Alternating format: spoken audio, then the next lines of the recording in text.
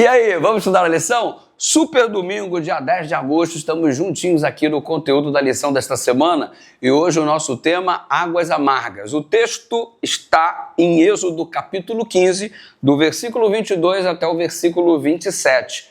E olha, a história, imagino eu que você já conheça, mas resumidamente, o povo já estava marchando no meio do deserto em direção à terra prometida e o líquido precioso, a vida, água, simplesmente eles não encontravam há 3 dias.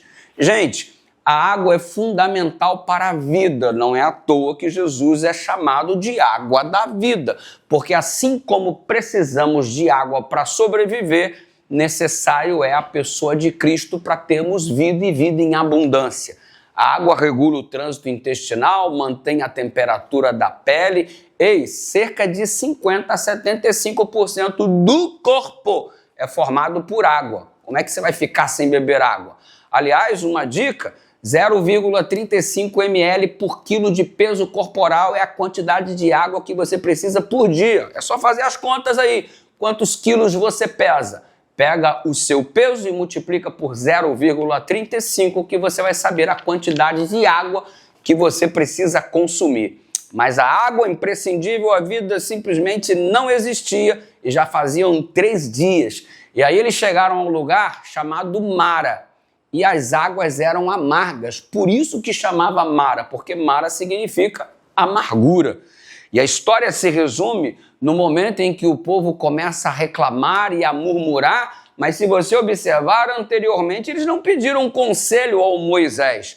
Se Moisés fosse consultado, ele teria dito, segura a onda, mas ali na frente vocês terão o poço de Elim, onde há palmeiras em abundância e a água ali é boa. Moisés conhecia a região como se fosse a palma da sua mão. Afinal de contas, durante 40 anos ele pastoreou o rebanho do seu sogro Jetro nesta região.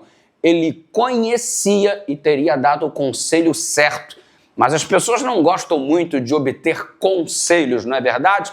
Cada um quer resolver a sua sede do seu próprio jeito, sem se importar com a opinião daqueles que nos amam. Às vezes até desprezam a opinião daqueles que nos amam para correr atrás de pessoas que não têm o menor compromisso com a sua felicidade e com a sua fidelidade também. Abre o teu olho para quem que você anda pedindo conselhos. E isso é importante porque na multidão de conselhos há sabedoria. Resultado, nós temos uma multidão experimentando amargura, frustração, decepção no meio da caminhada em direção à terra prometida. E você?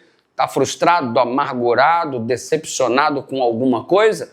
São as águas amargas que o deserto nos propõe. E aí, tem solução, pastor? Assim como teve solução para o povo de Israel, tem solução para a gente também.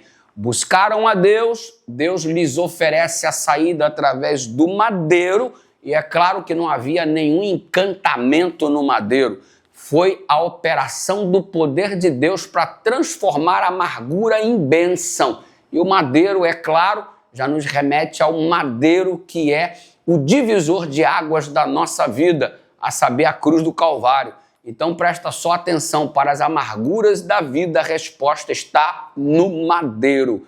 Que Deus transforme tua amargura em bênção pelo poder da cruz de Cristo, em nome de Jesus.